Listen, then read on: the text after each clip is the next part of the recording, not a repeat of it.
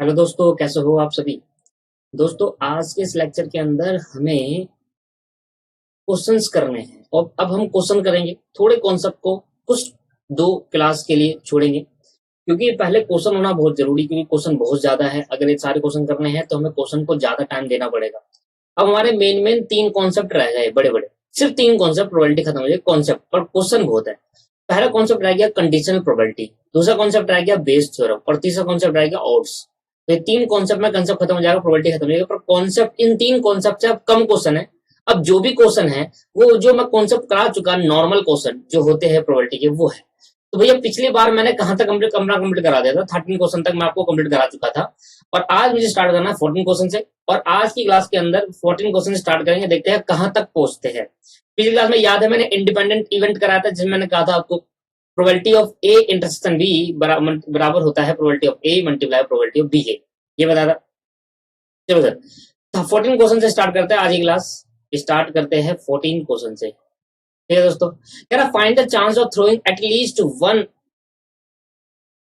Up in a single thrown with a 3 dice. कितनी बार फेंका है? 3 डाइस को फेंका है। एटलीस्ट वन अप नहीं है, ये 1 6 है दोस्तों, इसको ठीक कर लो, गलत दे रखा है। Find the chances of throwing at least 1 6, कम से कम एक 6 आने के क्या चांसेस होंगे अगर मैं एक डाई को 3 बार फेंकूंगा। तो एटलीस्ट 1 अप क्या होता है? कुछ भी नहीं होता, एटलीस्ट 1 6 होता है दोस्तों। ठीक है, तो मैंने कहा अगर मैं एक डाई को 3 बार फेंकता हूं तो कितने सैंपल स्पेस बनेंगे? बहुत सारे बन जाएंगे दोस्तों। सैंपल स्पेस कितने बन जाएंगे दोस्तों? बहुत सारे बन जाएंगे। ठीक, तो देखो दोस्तों कितने बहुत सारे बनेंगे भाई। जब एक डाइस को 2 बार फेंकता हूं तो भैया सैंपल स्पेस जो बनता है वो 36 बनता है, 6 इंटू 6। अब एक डाइस को 3 बार फेंक रहा हूं तो पहले तो मैं लिखता हूं question number 14। A die is thrown four 3 time, a die is thrown 3 time, then the sample space will B.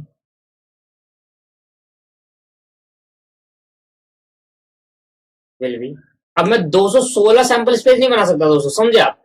भाई 36 तो बना सकता हूँ। एक डाई में 6, एक डाई में 6, 6 6 36। अब 3 बार फेंका, 6 6 6, तो सैंपल स्पेस विल भी क्या होगा? ऐसे लिख दूंगा, सैंपल स्पेस विल भी क्या हो जाएगा? 6 इंटू 6 इंटू 6। तो मैं नंबर ऑफ सैंपल पे लिख दूंगा, मैं क्या लिख दूंगा दोस्तों? नंबर ऑफ सैंपल पे 216। तो ये तो मुझे मिल गया नंबर ऑफ सैंपल स्पेस, क्योंकि मैं 216 बना नहीं सकता। मैं बनाऊंगा तो एक वीडियो पूरी लग जाएगी। ठीक है, और बहुत ही ज्यादा बड़ा जाएगा, पेपर भी नहीं आ पाएगा, इतना बड़ा बन जाएगा। अब हमें क्वेश्चन क्या पूछ रहा था वो देखते हैं। मैंने एक डाई को फेंकने के बाद कह रहा एटलीस्ट 1 6, एटलीस्ट 1 6, एक 6 आने के कितने चांसेस होंगे?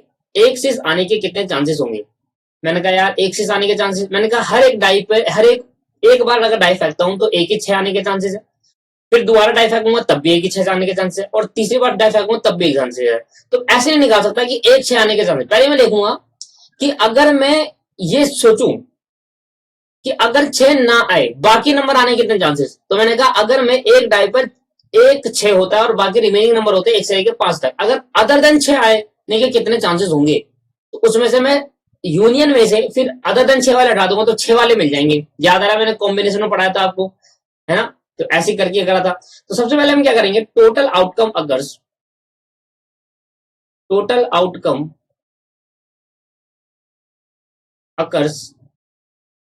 अदर देन 6,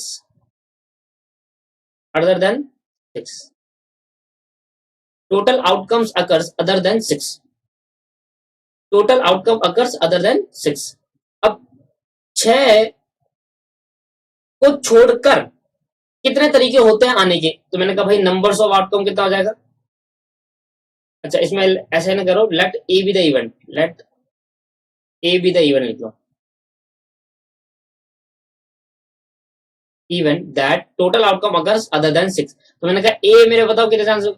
भाई अगर मैंने उस हर एक डाइस में से 6 हटा दिया, 6 जिसमें 6 वाला पॉइंट होता है वो हटा दिया, तो अदर देन 6 बोला। क्या बोला है? अदर 6 को छोड़कर बाकी आने के चांसेस कितने हो गए? मैंने कहा 5। एक डाई में 5 होंगे, दूसरे डाई में 5 होंगे और तीसरे डाई में 5 होंगे। तो मैंने कहा 5 5 5 कितने हो गए? 125 हो गया। 5 5 5 125। तो मैंने कहा इस 125 तरीके हैं जिसमें 6 नहीं आएंगे, 6 वाला नंबर नहीं आएगा, और 16 तरीके जिसमें 6 वाला भी आएगा। तो माइनस कर दूंगा तो एटलीस्ट निकल जाएगा। तो probability of at least six, probability of at least 6, तो क्या होगा दोस्तों, प्रोबेबिलिटी ऑफ एटलीस्ट 6, मैंने कहा भाई नंबर ऑफ एस में से पहले वो टोटल, इस टोटल में क्या मतलब है, इस टोटल का मतलब है कि टोटल नंबर ऑफ वे जिसमें 6 इंक्लूड भी है और 6 इंक्लूड नहीं भी है। अब मैंने इसमें से माइनस कर दिया वो जिसमें 6 इंक्लूड नहीं है, तो रिमेनिंग जो बच जाएंगे वो क्या होंगे दोस्तों, रिमेनिंग जो बच जाएंगे वो क्या होंगे, 6 वाले होंगे। तो मैंने कहा 216 नंबर ऐसे है जिसमें 6 भी इंक्लूड है और 125 ऐसे जिसमें 6 इंक्लूड नहीं है, तो हटा दूंगा तो रिमेनिंग जो बच जाएगा वो क्या होगा, 6 वाले एटलीस्ट 16 आ जाएगा। इसमें एक 6 भी आ सकता है, 2 भी आ सकता है और 3 भी, सारे नंबर ले लिए, मतलब वो नंबर ले लिए जिसमें एक 6 भी आ रहा है, मतलब 611 ऐसा करके मैंने एक भी 6 आ रहा होगा तीनों में से वो ले लिया, 2 आ रहा होगा वो ले लिया और तीनों में आ रहा होगा वो ले लिया। तो 216 में से 125 गए तो आपके पास 91 बच गया। क्या बच गया दोस्तों, 91। तो मेरा 91 ये आया। प्रोबेबिलिटी नहीं है, प्रोबेबिलिटी नहीं है दोस्तों, ये प्रोबेबिलिटी नहीं है, प्रोबेबिलिटी तो अब निकालूंगा। एटलीस्ट 16, एटलीस्ट 16 आने के कितने चांसेस है, एटलीस्ट 16, एक 6 आने के कितने चांसेस इतने। अब मैंने कहा प्रोबेबिलिटी ऑफ एटलीस्ट 16 कितना हो जाएगा, वो सिंपल है, प्रोबेबिलिटी ऑफ एटलीस्ट 16। क्या समझ में आया, हमने उल्टा करा, हमसे पूछा गया था कि एक कम से कम उस 3 डाइस में से एक डाइस में एक 6 आने के चांस, एक भी आ सकता है, 2 भी आ सकता है, 3 भी आ सकता है, बट सोचो हम 6 नहीं निकाल सकते दोस्तों, क्योंकि 6 एक सिंगल आइटम है। हमने क्या करा, पहले अदर देन 6 वाला निकाला और टोटल में से अदर देन 6 हटा दिए, जो रिमेनिंग बच गया वो 6 बच गया। तो प्रोबेबिलिटी क्या हो जाएगी, मैंने कहा 91 अपॉन में 216, 91 चांसेस है 6 आने के जिसमें कम से कम एक 6 होता है, 91 ऐसे नंबर होंगे 216 में से कम एक 6 होगा, 2 भी हो सकता है, 3 भी हो सकते हैं और टोटल कितना है 216, तो दैट इज द प्रोबेबिलिटी। ये आपके पास प्रोबेबिलिटी रहेगी। यहाँ पर आप आंसर लिख लीजिए, आंसर क्या आएगा दोस्तों इसका, 91 डिवाइड बाई 216। ठीक है दोस्तों, 14 क्वेश्चन हो चुका, 15 कर रहा है। 4 coin are tossed, find the probability that at least one head turn up. 4 coin को फेंका जा रहा है और 4 कॉइन को फेंकने के बाद हम देख रहे हैं, अच्छा 4 कॉइन को फेंका जा रहा है ये तो हमने सीख लिया था। At least one head, at least one head का मतलब फिर वही तरीका, पहले क्या निकालूंगा, अदर देन वन हेड। जब अदर देन वन हेड आ जाएगा तो क्या होगा, अच्छा ऐसे करो, देखो इसको कैसे करें, क्वेश्चन नंबर 14 15, क्वेश्चन नंबर 15। लो भाई ध्यान देना, इफ 4 कॉइन, अब मैं कॉइन नहीं बनाते जाऊंगा दोस्तों, बहुत बड़ा जाएगा, आप समझे, कॉइन बनाऊं, कॉइन बनाना तो सिखाया है मैंने, 4 कॉइन की सैंपल्स पे बनाना तो सिखाया, पर बनाएंगे नहीं। If 4 coin are tossed once, चारों कॉइन मेरे हाथ में पड़े और चारों को मैंने ऐसे कुछ को छाला, तो क्या क्या सैंपल्स पे बन सकते हैं चारों के, 4 coin are tossed once, then the sample space will be. आप सैंपल स्पेस बनाकर भी कर सकते हैं, पर फालतू की चीजें सैंपल स्पेस बनाना है इसमें। सैंपल स्पेस क्या होगा, मैं नंबर ऑफ सैंपल स्पेस लिख रहा हूँ भाई, 2 की पावर 4 हो जाएगा, 2 की पावर 4 हो जाएगा, नहीं हो जाएगा बता दो सर, कितना हो जाएगा नंबर ऑफ सैंपल्स पे, 2 की पावर 4। भाई एक कॉइन को छानने में क्या पॉसिबल आउटकम कर सकते, 2, और कितनी बार छान ले, तो 16 आपके पास आ गया number of S. Number of S कितना आ गया दोस्तों आपके पास, 16। लो भाई यहाँ क्लियर है। अब हमसे क्वेश्चन क्या पूछ रहा था, कम से कम एक हेड, कम से कम एटलीस्ट वन हेड। अब मेरी बात को सुनना, मैंने कहा एटलीस्ट वन हेड का मतलब क्या होता है, कम से कम उस चारों सिक्कों में एक हेड आ जाए, या 2 आ जाए, या 3 आ जाए, या 4 आ जाए, उनकी प्रोबेबिलिटी क्या होगी। अब सभी बात सुनना, जब मैं 4 कोइन उछालता हूँ, सिर्फ एक ही ऐसा चांस होता है जहां पर एक भी हेड नहीं होता, नहीं तो सारे चांसों में एक हेड तो होता ही होता है। बताओ कौन सा चांस है जहां पर एक हेड भी नहीं होता, टेल टेल टेल टेल। सिर्फ एक ही ऐसा चांस होता है, चार सिक्के को उछालने के बाद एक ही ऐसा चांस है जिसमें एक भी हेड नहीं होता, एटलीस्ट वन हेड नहीं होता, कम से कम एक हेड नहीं, ज्यादा से ज्यादा तो है, कम से कम एक हेड नहीं हो सकता। कम से कम एक हेड की प्रोबेबिलिटी निकाली, एक हेड, एग्जैक्टली वन हेड नहीं लिखा कि एक ही हेड आने की, तब तो मुझे बनाने पड़ते, क्या लिखा, एटलीस्ट वन हेड। और एटलीस्ट वन हेड कैसे निकालेंगे, हमने कहा था एटलीस्ट वन हेड का मतलब होता है एक 8 हेड आ जाए उस चारों सिक्के में, या 2 आ जाए, या 3 आ जाए, या चारों में आ जाए। जब मैं 4 कोन को चलूंगा, सिर्फ एक ही ऐसा तरीका होगा जहां पर एक भी हेड नहीं आएगा। अब मैं टोटल में से 16 में से वो एक हटा दूंगा, तो 15 चांसेस ऐसे होंगे जहां पर कम से कम एक हेड तो आ ही जाएगा। तो ऐसे निकालेंगे दोस्तों। तो मैंने कहा सर इधर क्या लिखेंगे, number of outcome number of outcome where no head is occur, heads is occur, no heads is occur, कितना होंगे, कितने चांस है दोस्तों? That is tail tail tail tail, यही होगा, और ये एक ही ऐसा चांस होगा। तो मैंने क्या बताया, number of outcome at least one head अगर, number of outcome at least one head अगर, कम से कम एक हेड आने के चांसेस क्या होंगे भाई? अगर मैं 16 का 16 है, 16 में से एक हटा दिया, इसमें एक भी हेड नहीं है, तो बाकी में 15 में एक हेड आने, एक तो हेड होगा ही, करके देख लो आप। बाकी 15 में एक, तो प्रोबेबिलिटी ऑफ क्या निकलेगी? इसको मैं मान लेता हूँ इवेंट ई, लेट कर लेना आप, let E be the event,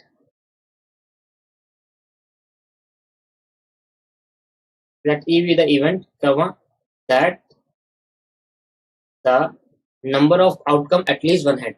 मैंने कहा 16 माइनस वन प्रोबेबिलिटी ऑफ, तो नाउ प्रोबेबिलिटी ऑफ ई कैसे हो लिख लेंगे? तो भाई क्या होगा, नंबर ऑफ ई अपॉन में number of sample space.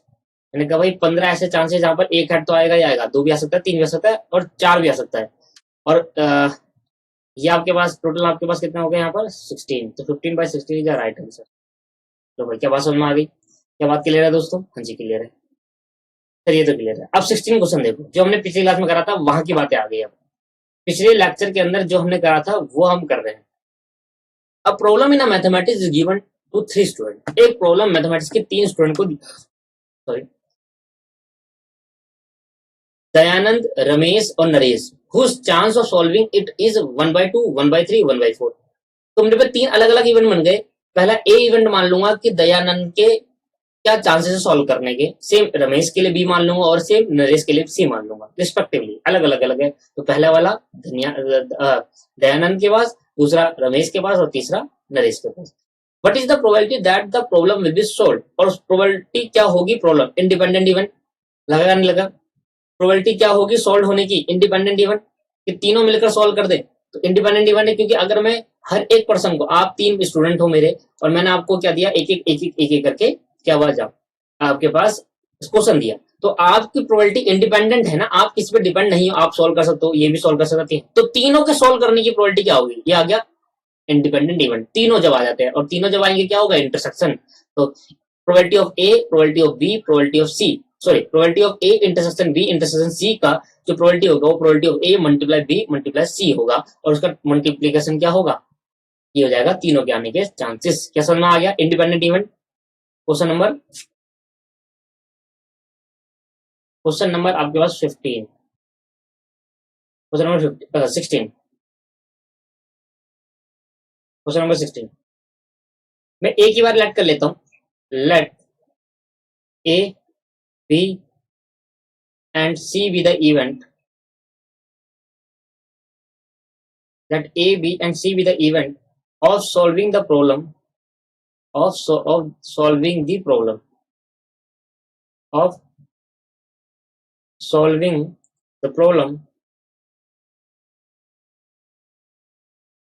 solving the problem by Dayanand, Ramesh, and Naresh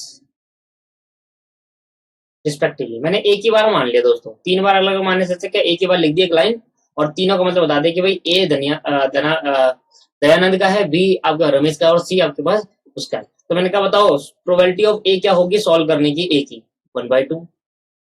probability of B क्या होगी सॉल्व करने की? और प्रोबेबिलिटी ऑफ सी क्या होगी? भाई रमेश और नरेश का देख लेते हैं। नरेश का 1/3 और 1/4, 1/3 और 1/4। तो मैंने कहा अब मुझे बताओ तीनों की प्रोबेबिलिटी क्या होगी? प्रोबेबिलिटी ये लिखेंगे, probability that the problem will be solve, probability that the problem will B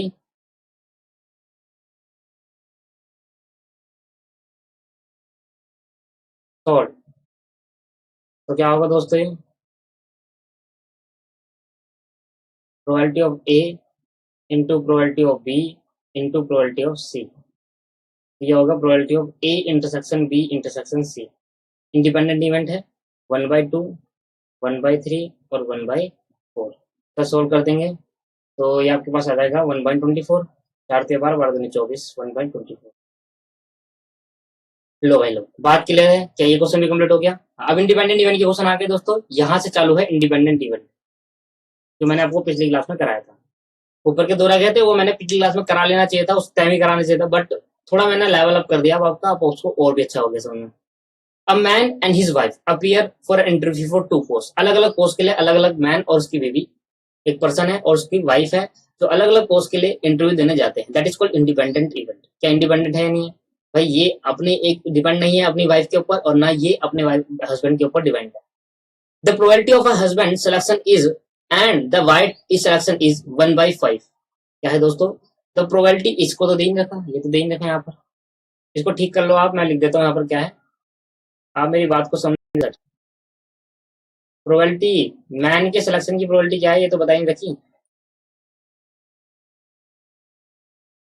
ये देखो, द हस्बैंड सिलेक्शन इज, ये प्रोबेबिलिटी है, एंड द वाइफ सिलेक्शन 1/5। ये तो समझ में आ गया 1/5 है। हस्बैंड की कितनी है ये देखो आप, तो इसकी प्रोबेबिलिटी आप लिखो सर 1/7। क्या लिखो इसकी प्रोबेबिलिटी? 1/7। सर ये कहाँ से लिखा? सर ये क्वेश्चन ना मुझे रटे हुए है सर। 1/7 की प्रोबेबिलिटी है 1/7। सर एक चीज मुझे आपको सिखानी है कि मैंने एक चीज यहाँ पर गलती कर दी है यहाँ पर वाले क्वेश्चन में। What is the probability that the problem be solve? तीनों मिलकर सॉल्व कर ली, इंटरसेक्शन नहीं। तीनों अलग अलग क्या करें सॉल्व कर ले, तो ये सर यूनियन निकालना था, इधर इंटरसेक्शन निकाल दिया मैंने गलती से, यूनियन भी निकलेगा यहाँ से। तो probability of A union B union C आना था। तीनों विल प्रॉब्लम सॉल्व कर दे, ये आपके पास ऐसे नहीं रहेगा, ये आपके पास इसका मतलब अलग है। Probability of A intersection B intersection C, तीन, इसका मतलब है तीनों मिलकर एक क्वेश्चन को सॉल्व करे, और इसका मतलब है तीनों अलग अलग सॉल्व कर दे। दोनों अलग अलग चीज है, ठीक है। उसका मतलब क्या है? तीनों मिलकर एक क्वेश्चन को सॉल्व कर ले। इसका मतलब क्या है? तीनों problem will be solve, problem solve हो जाए, तीनों से मिलकर एक बार प्रॉब्लम सॉल्व हो जाए, ठीक है वैसे दोस्तों। तो तो प्रोबेबिलिटी ऑफ ए, इसका फॉर्मूला सुन लो कैसे होता है। वैसे आपको सिखाया था, प्रोबेबिलिटी ऑफ ए सेट में probability of B plus probability of C, ठीक है भाई, minus probability of A intersection B minus probability of B intersection C minus probability of C intersection A minus, तो प्लस आएगा इसमें, और number of A intersection B intersection C. Probability probability of A intersection B intersection.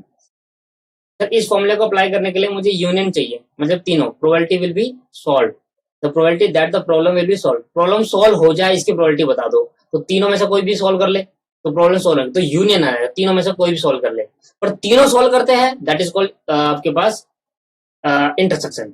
यहाँ तीनों में से कोई solve हो जाए बस, ये बोल रहा था। तो प्रोबेबिलिटी ऑफ ए मुझे गिवन है दोस्तों, प्रोबेबिलिटी ऑफ ये ए इंटरसेक्शन बी गिवन नहीं है, पर निकाल सकते हैं probability of A into probability of B. तो प्रोबेबिलिटी ऑफ ए कितनी गिवन थी? 1/2। प्रोबेबिलिटी ऑफ बी कितना ही गिवन है? प्रोबेबिलिटी ऑफ ए कितना गिवन है? 1/3 1/4, 1/3 प्लस 1/4। अब ध्यान सुनना, इसको मैं लिख सकता हूँ probability of A into probability of B, लिख सकते हैं इंटरसेक्शन को, इंडिपेंडेंट है। इसको लिख सकता हूँ probability of B into probability of C, ये थोड़ा मुश्किल यहाँ पर ना, और यहाँ पर लिख सकते हैं माइनस का probability of C into probability of ए,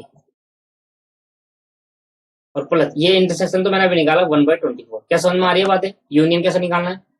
तो सर ये आ गया 1/2 plus 1/3 plus 1/4 minus probability of A मेरे को दे रखा है 1/2। देखो इंटरसेक्शन निकालना आता है ना इंडिपेंडेंट इवेंट में, क्योंकि पहली बार चल रहा है, तीनों अलग अलग सोल्व कर सकते हैं, इंडिपेंडेंट है। क्वेश्चन में आपको अलग से नहीं बताएगा, आपको खुद पहचानना पड़ेगा कैसे इंडिपेंडेंट है।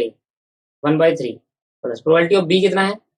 1/3 और 1/4 probability of C, minus probability of C और ए कितना है? सी और ए 1/4 है, सी 1/4, और ये 1 सी ए कितना है? 1/2, और ये लास्ट में 1/24 प्लस का। देखो फॉर्मूला याद कर लेना, लास्ट में प्लस है दोस्तों, ठीक है, माइनस नहीं है।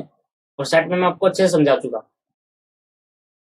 4 3 2, पहले तो उसको लिखते हैं 1/2 plus 1/3 plus 1/4 minus 3 2 6 minus 4 3 12 minus 4 2 8 minus plus 1/24। अब दोस्तों जो इसका एलसीएम निकलेगा वो निकलेगा 24। तो 12 आ जाएगा, 12 दूनी 24, 8 3 24, 6 जा 6 4 जा 12 दूनी 8 3 जा और ए जा +1। जल्दी से सॉल्व कर लेंगे दोस्तों। इसमें आपके पास एक मिनट रुक जाइए, कैलकुलेटर ले लेते हैं। 12 + 8 + 6 - 4 - 2 - 3 + 1 दैट इज 18/24। 18/24 कैसे लिख सकते हैं भाई? 6 3 जा 18, 6 4 जा 24, तो 3/4 इज राइट आंसर। ठीक है भाई, इसका ठीक कर लो आप। आंसर क्या है दोस्तों? 3/4 है इसका। इसका आंसर क्या था? 15/16। लिख लो सर इसका आंसर। अच्छा, अब आ जाते हैं क्वेश्चन नंबर 17। देखो, problem will be solve, problem solve हो जाए, इसकी प्रोबेबिलिटी क्या है? Problem, all three are solve the problem, सारे तीन जने प्रॉब्लम सोल्व कर ले।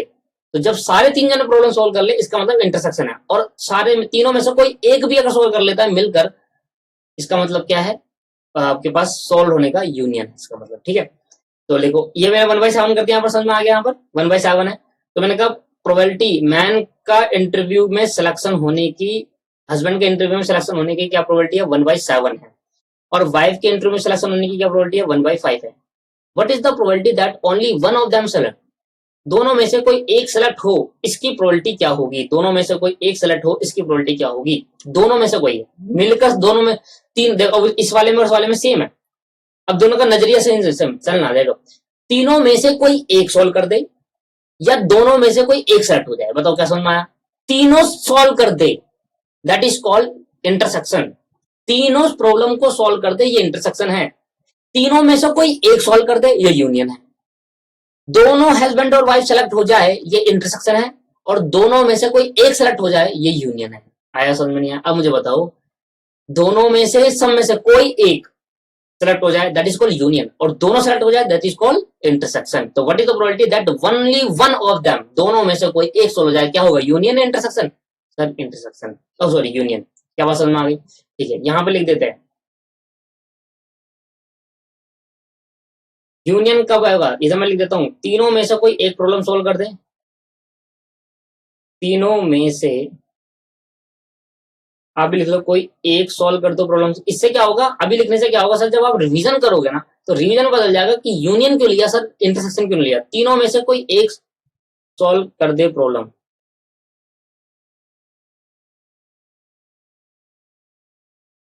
तीनों सॉल्व कर दे।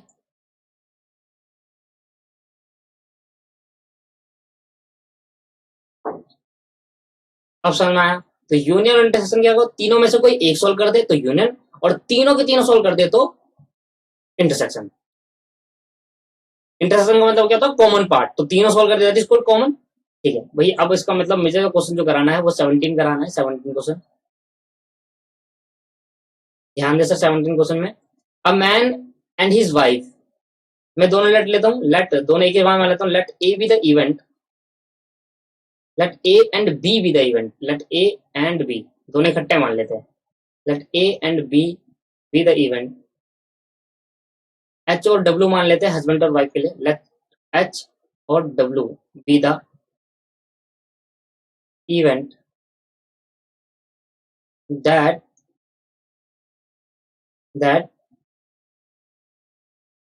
The that the selection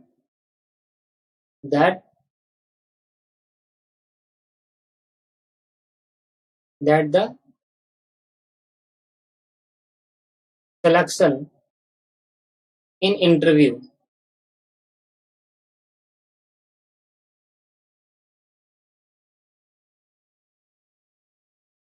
that the selection in interview for two posts for two posts for two posts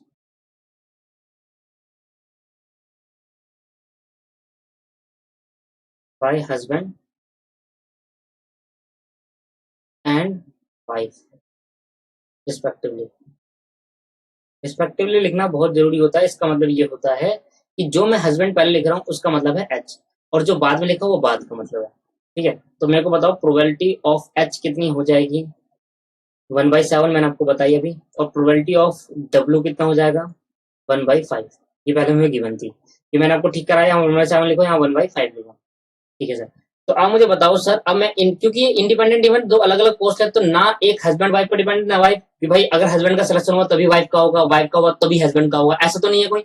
जब ऐसी बात आती है तब कंडीशन लगता है, पर अभी की बात तो अगर क्योंकि ये इंडिपेंडेंट इवेंट है तो एच इंटरसेक्शन डब्ल्यू बराबर होगा probability of H intersection multiply probability of W. ये इसलिए निकाला क्योंकि मुझे निकालना था यूनियन, और यूनियन निकालने के लिए मुझे क्या चाहिए, पहले इंटरसेक्शन। 7 5 35। तो प्रोबेबिलिटी ऑफ ए कहां से आ गया, एच यूनियन बी क्या होगा, फॉर्मूला आपको बताइए सर, सेट में इसके तो बहुत चर्चा हुई थी। Probability of H plus probability of W minus probability of H intersection W. ठीक है भाई, ये आ गया 1/7, यहाँ पर आ गया आपको 1/5 और माइनस 1/35। और एलसीएम जो है वो 35 है।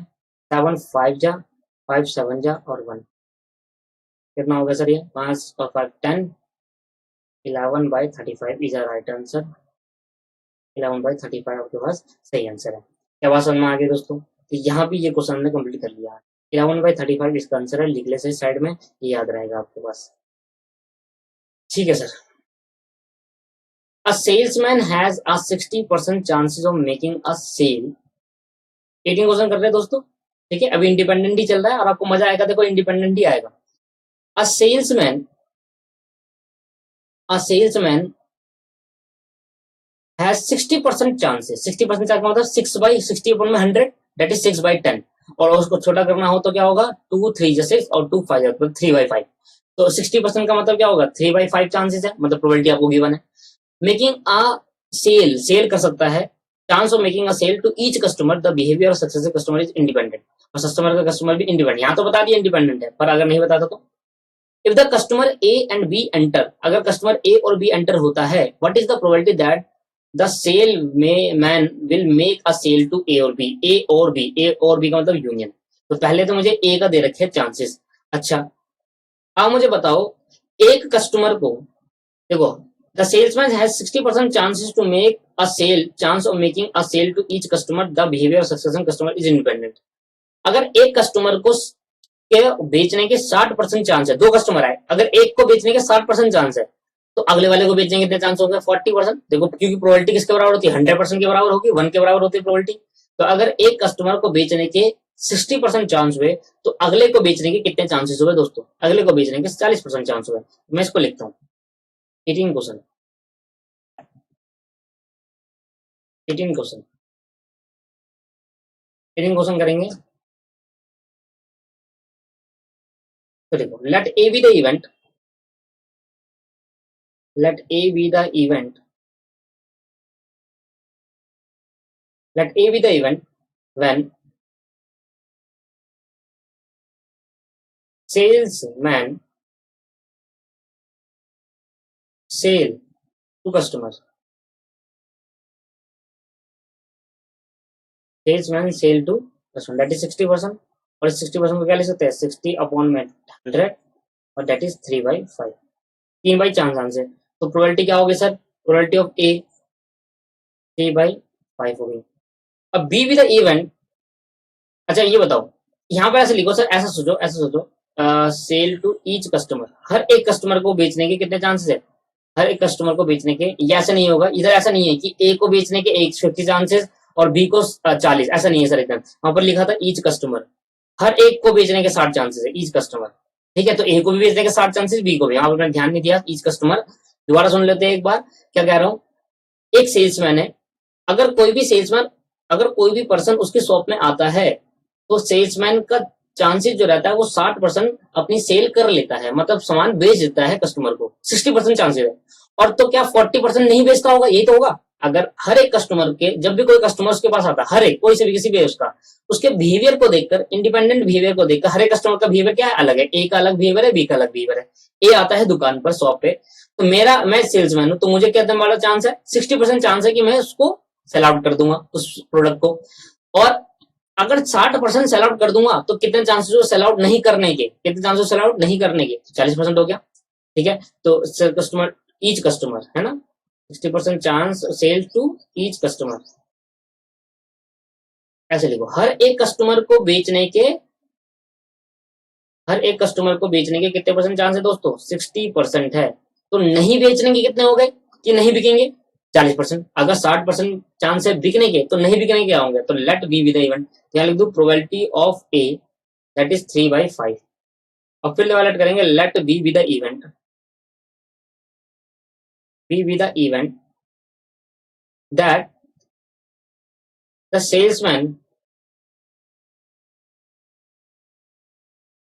not sell to the customer, not sell to customer, not sell to customer, each customer। भाई अगर 60% चांस बेचने के हैं तो 40% चांस नहीं बेचने के हुए, 40/100। तो प्रोबेबिलिटी ऑफ बी कितनी हो जाएगी दोस्तों? 2/5। तो मैंने कहा अब दोनों क्योंकि बिहेवियर, क्योंकि A and B both customer behaviour is independent, both customer behavior is independent,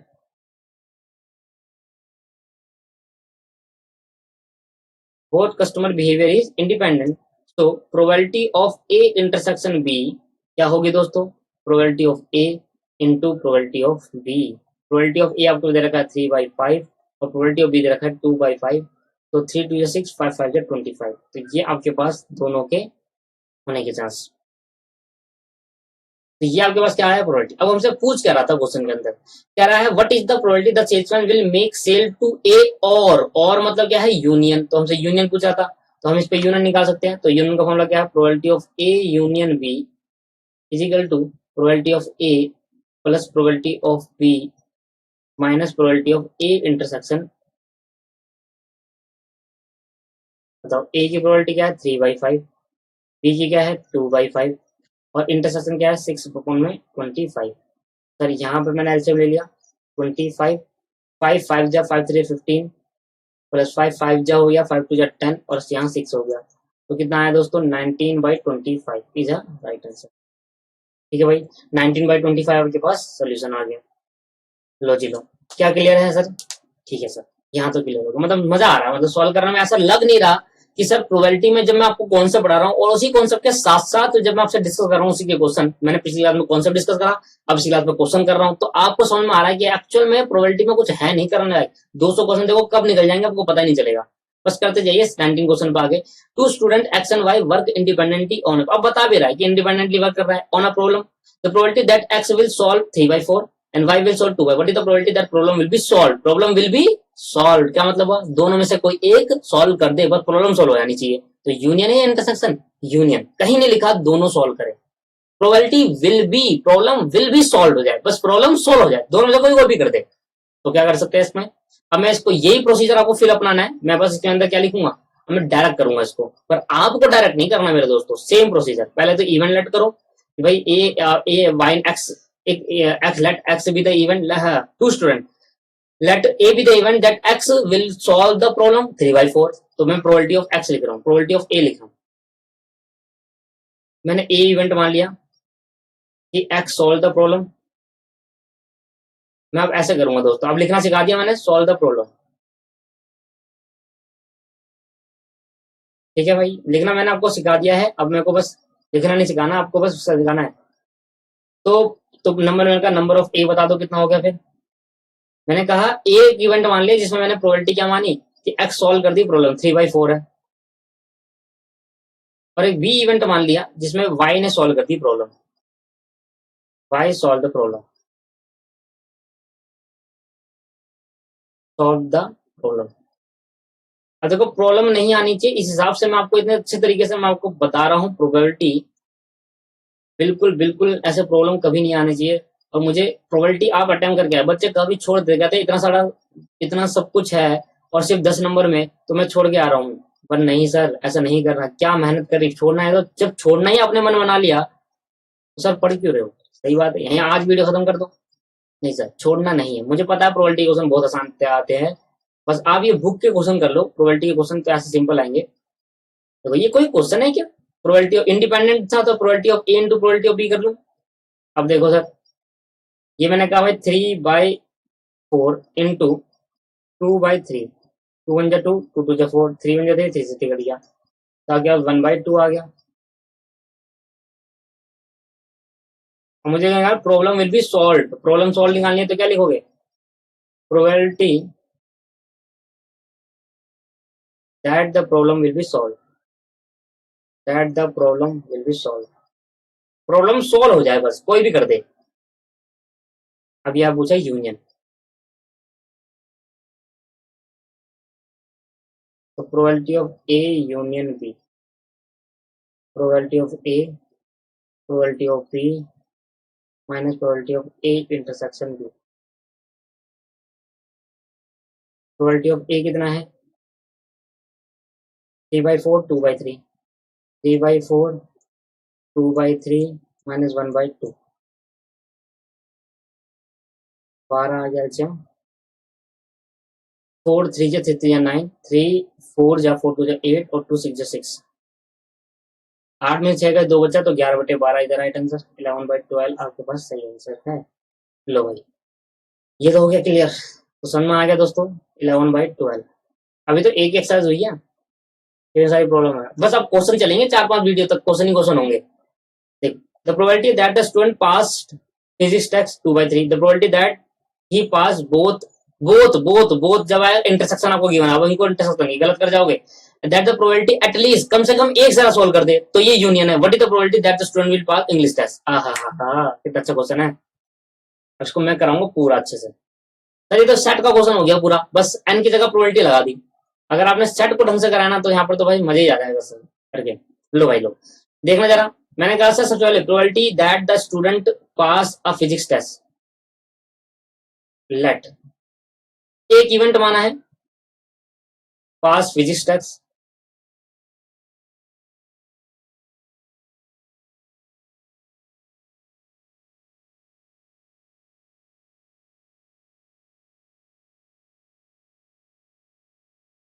चलो देख लो, बी एक इवेंट माना है पास इंग्लिश टेस्ट,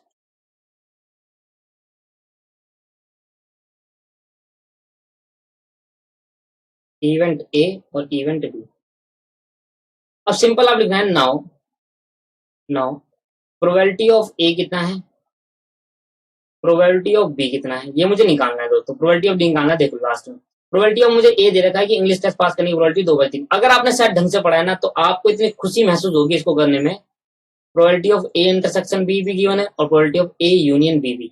यूनियन तब बताता है जब कम से कम एक जना भी सॉल्व कर ले, और बोथ जब एंड की बात आती है तो क्या होता है, एंड की बात आती है तो क्या होता है इंटरसेक्शन। तो 14/45 और यूनियन कितना है दोस्तों, यूनियन है एटलीस्ट वन, कम से कम एक सॉल्व करते हैं तो एक की बात आएगी तो ये होगा। तो क्या नहीं निकाल सकते, निकाल सर कुछ भी कर देंगे इस क्वेश्चन को तो हम। Probability of A union B, probability of A plus probability of B minus probability of A intersection B. तो दोस्तों probability of A union B कितना है, ये मुझे दे रखा है 4/5।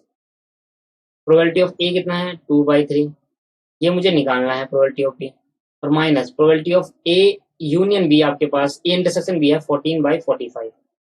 अब कांस्टेंट टर्म को उधर लिया है तो भैया इधर लिया है तो इधर क्या हो गया 4/5 माइनस 2/3 और ये माइनस का 14 उधर आकर क्या हो गया प्लस का 14/45। यह बच गया प्रोबेबिलिटी ऑफ बी। तो सर जल्दी से, तो प्रोबेबिलिटी ऑफ बी कितना हो गया 4/5 माइनस 2/3, एलसीएम ले लेंगे सर, इसका सॉल्व कर लेंगे आप। तो 45 डिवाइड बाई 3, हाँ 45 इज एलसीएम, सॉल्व करो। 5 को जब 45 से डिवाइड करेंगे तो आएगा 9 और 9 4 36, सॉरी 36 आएगा। 5 9 जा 45 हो गया और 9 3 जा 9 4 जा 36, 3 15 जाएगा, 15 दूनी 30 हो गया और ये 14 एज इट इज। तो प्रोबेबिलिटी ऑफ बी निकल गई कि पास होने की स्टूडेंट की। तो भैया 36 minus 30 plus 14, 20/45, 20/45। Therefore student will pass the test, therefore क्या लिखा है लास्ट में, क्या पूछा था, student pass English test, student pass English test, English test is equal to 5 से कट रहा, 5 4 20, 5 9 45, 4/9, आंसर आ गया 4/। आंसर को हमेशा मैं बॉक्स में बंद करता हूँ, एक रीजन होता है इस चीज का, कि सर हमारे जो टीचर है उसको अलग ही प्रेजेंट होकर दिखे कि आंसर जो है हमारा बॉक्स में बन है। तो 4/9 is the right answer. 20 question solve.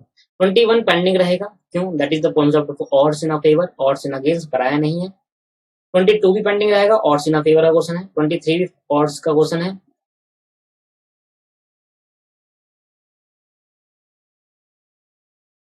24, 25,